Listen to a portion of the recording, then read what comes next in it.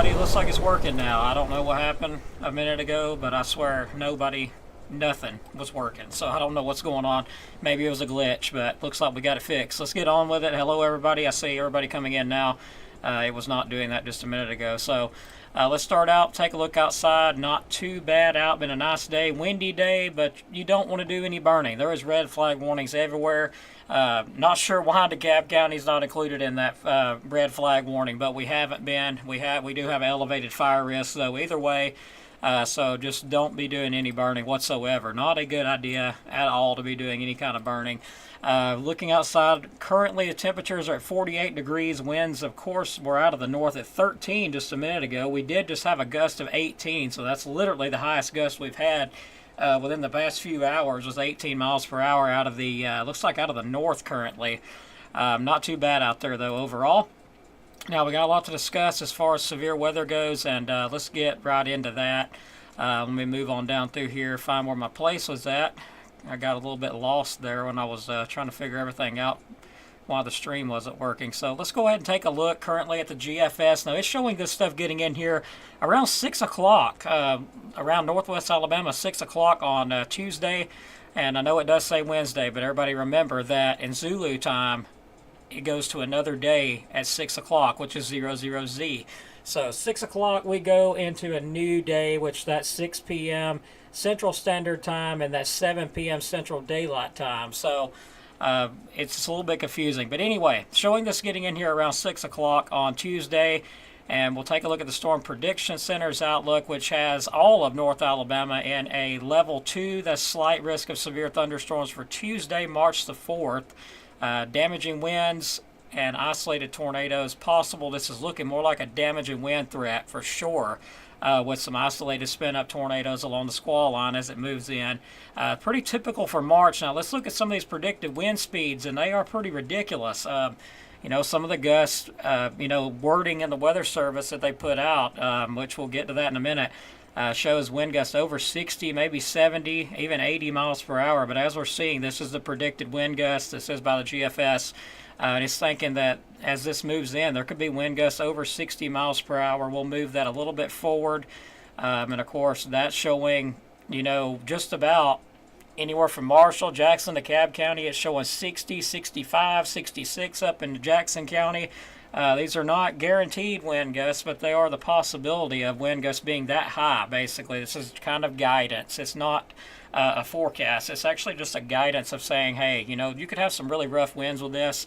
We could have some really high wind gusts. It's looking like a really good wind threat. And we'll get on into that. Let's talk about some of this. This is issued out by the National Weather Service Huntsville office. Severe weather risk returns Tuesday night into Wednesday morning. Still, timing is a little bit uncertain at this time. We're just giving you an idea pretty much right now what could be. 15 to 29% chance of severe weather within 25 miles is forecast for most of the Tennessee Valley. 30% chance or greater of severe weather within 25 miles is forecast for a small portion of northwest Alabama. Current forecast threats include damaging winds, medium to high confidence. As I said, this is looking more like a damaging wind threat. Also heavy rainfall, flooding, medium confidence, tornadoes, very low confidence. That is in our area. To the west over in Mississippi, good chance of a tornado outbreak out there. That's going to be where the most intense stuff will be at. At this point, again, things could change. We've still got a few days out, so there is still some room for adjustments. There's a possibility all that could be brought further east, but right now I'm not thinking it will be. It's looking like all that's going to kind of hang out over toward Mississippi, but hey, there's room for changes.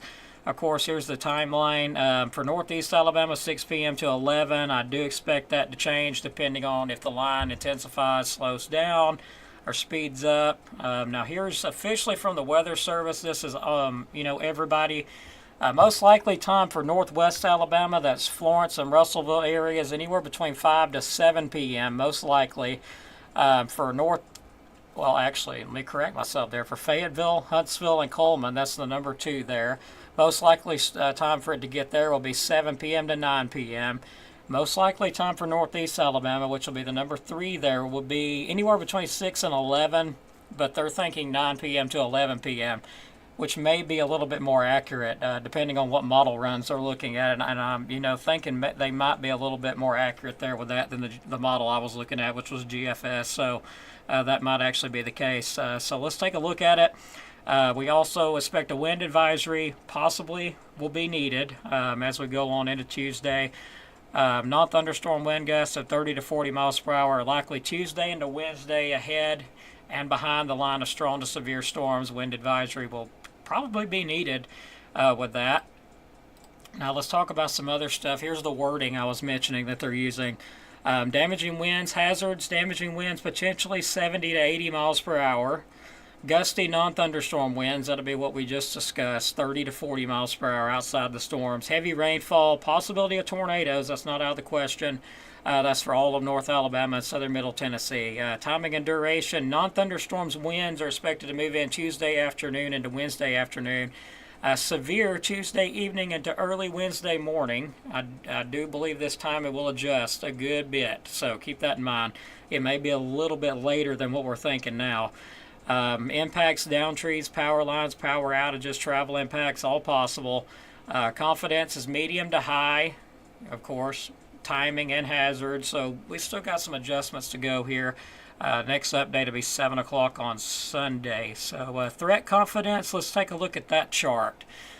So sub-severe, gusty winds 40 to, looks like that's 60 miles per hour, high confidence. So that's at the high confidence, that's high as you can go with it. Severe wind gusts 60 miles per hour or greater, also high confidence. Haven't seen that in a while. Let's see, that's considerable severe winds, 70 miles per hour or greater. It's over pretty high. It's a little over medium, so something to be watching for. Low threat of severe hail with this of 1 inch in diameter, so that's the low side. Severe hail 1 inch, low, pretty much low. Any hail threat's really low with any of this. A tornado or two, it's low, but it's not zero. A couple tornadoes, low again, but not zero. Several tornadoes, some of which could be significant. EF2 plus, very low threat of that. That is some good news.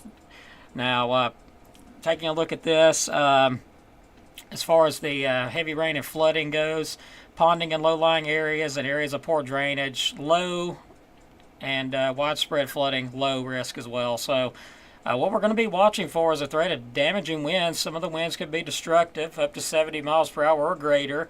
Looks more than likely we'll have winds in excess of 60, 50, 60, maybe plus miles per hour. This is going to be a strong storm system as that low-level jet does move in. It'll be a very intense line that moves through with that, bringing some very high winds and, of course, damaging winds. Also a brief spin-up tornado within the line. Definitely not out of the question with that. So you guys stay weather aware. That's what I have got for tonight. And I do appreciate everybody for coming on. Going to get ready to wrap it up, but as soon as the information comes in, we'll pass it along. And again, make sure you're not out burning. It's not a good idea. Unless you want a wildfire. It's not a good idea at all. Also be cautious where you park your vehicle. If there's any dead grass, you don't want to park on dead grass with a hot vehicle.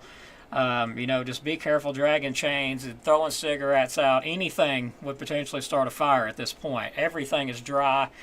We haven't had rainfall. The humidity's low. Just basically conditions are very favorable for fires getting out of control.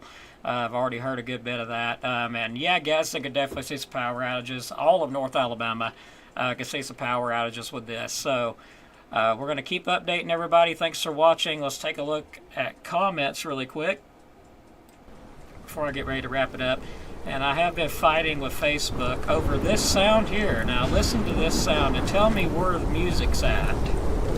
Anybody hear any music yet?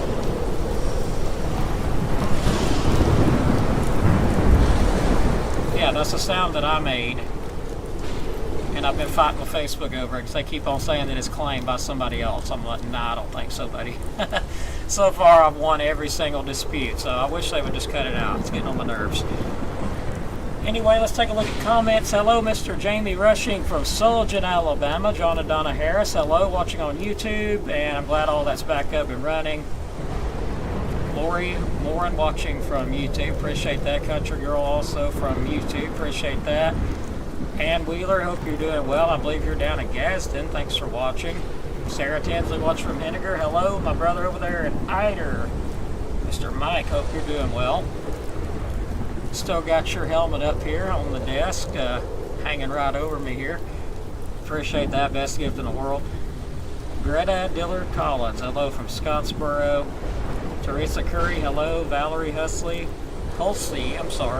hello from Henniger. Joyce Ann Paris, watching from Rainsville, hello. Dwayne Collins, hope you're doing well. Thanks for watching there from Gadsden. And yeah, guys, please don't burn. The firefighters are wore out. They don't want to be out fighting it no more. I mean, hey, you know, give them a break. They don't want to be out messing with all this. I mean, especially with this wind. I can only imagine trying to fight a fire in this wind. It would be gone before you could even get it stopped, and that's just the bad part. So yeah, please don't burn anything at all. Like nothing. It don't matter if it's a piece of cardboard. Don't even burn it. And out there in that, it'll go really quick. Saw your post with no invitation. Thank you, Tammy, Mike. I'm seeing everybody's comments come up. It's taking a minute, so the lag I think is like 30 seconds behind, so I have to wait like 30 seconds sometimes to see everybody's comment once you comment. Jeannie's watching from Pisgah. Thanks for watching. But yeah, give the fire guys a break. They're already tired, and they're going to be working hard enough Tuesday night when all this severe weather comes in, so they're going to need a break. And I know there's been wildfires all across the counties, not just up here, but south of us. There's been fires out all the way to the Carolinas. I mean, just a big area there where there is fire danger. It's a huge area. Go check it out. If you haven't checked those maps out, I believe Alabama Forestry probably has them up. Go to their website and check out how big of a map it is. I'd actually share it with everybody, Let me see if I can find it. And bear with me, I will look that up real quick.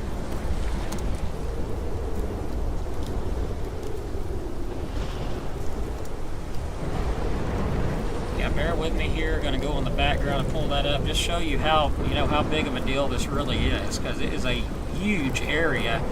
It looks like we have been taken out of that, but there's still. Looks like it goes all the way up into the Carolinas there. So yeah, I can give you the information. Looking through this, it's a big area. My goodness, there's so many counties there that I can't even name them out. But pretty much South Carolina, North Carolina, just all the way up through the Carolinas there now. It was all the way from northern Georgia, all the way from southern Alabama to northern Georgia to North Carolina, South Carolina. It was just a big, gigantic area. But it looks like they took most of us out of that. But I imagine that'll probably change tomorrow as we get some new information in. We'll be posting that up. I do expect the elevated fire risk to be put up again tomorrow. Storm Protection Center's removed all that for now. But still, you don't need to be burning. I mean, not a good idea. Anyway, thanks so much, Tina Thompson, Jenny, Mike, everybody. Sharon, appreciate you. I won't lag on anymore. I know everybody's ready. Probably need to get out of here, so have a good night. God bless, and we'll see you on the next update. Thanks so much. Have a good one, everybody.